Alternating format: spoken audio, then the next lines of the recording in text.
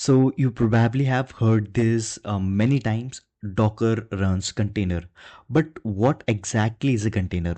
Is it a virtual machine? Is it a small server? Or is it something completely different? Right. So today we are going to answer this directly, because in this video we are going to understand what actually is a container, how does it works internally, and why containers are so powerful.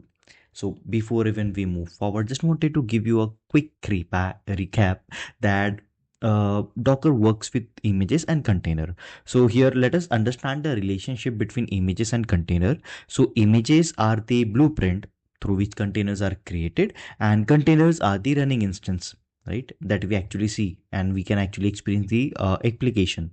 So think of it like the recipe book as the Docker image and the cooked meal is the container, right? So let us define what actually is a container.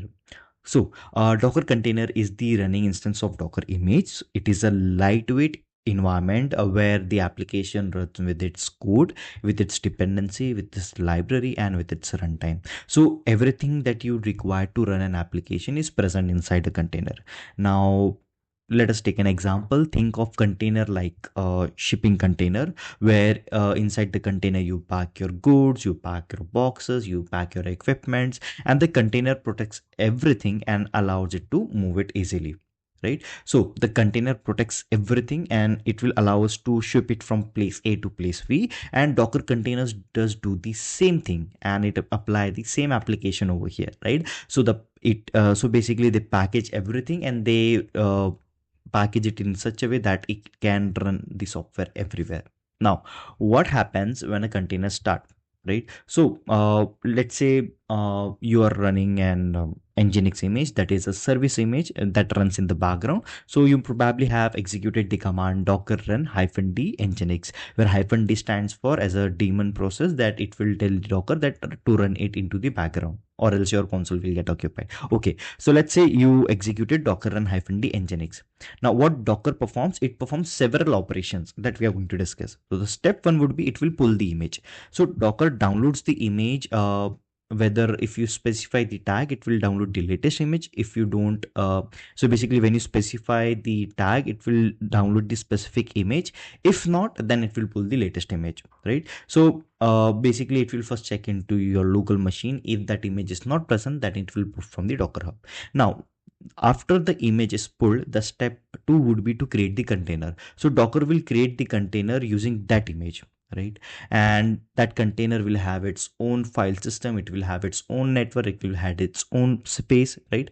And then once the container is created, we have to start the application. So inside the container, the main application starts. So let's take an example of nginx server, the Python script, the node application. So once the process starts, the container is actually up and running, right? So one of the most important thing that we need to take care when we are dealing with container, and that is containers are processes. This is the one of the most important concept to understand, right? So container is not a virtual machine, that we are clear of. It is actually a running process of your host operating system, which comes with the isolation using the namespace and C groups, which we already saw. So the containers are lightweight, it is fast to execute and efficient, right? Now think of your computer like an apartment building. Each container is like a separate apartment, which will have the same building, which will have the same electricity, which will have the same plumbing.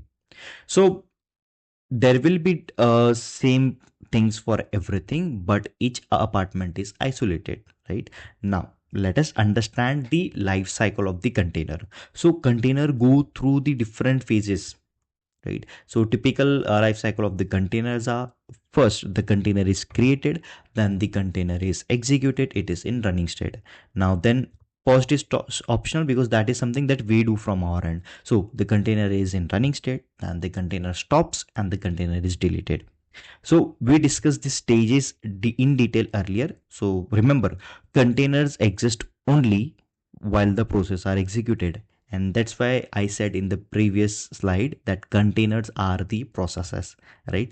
Now let us move forward and understand what actually do we have inside a container, right? So a container typically includes the application code, the libraries, the runtime, and the configuration file. But It does not include the full operating system, and that is the reason it is different from virtual machine, right?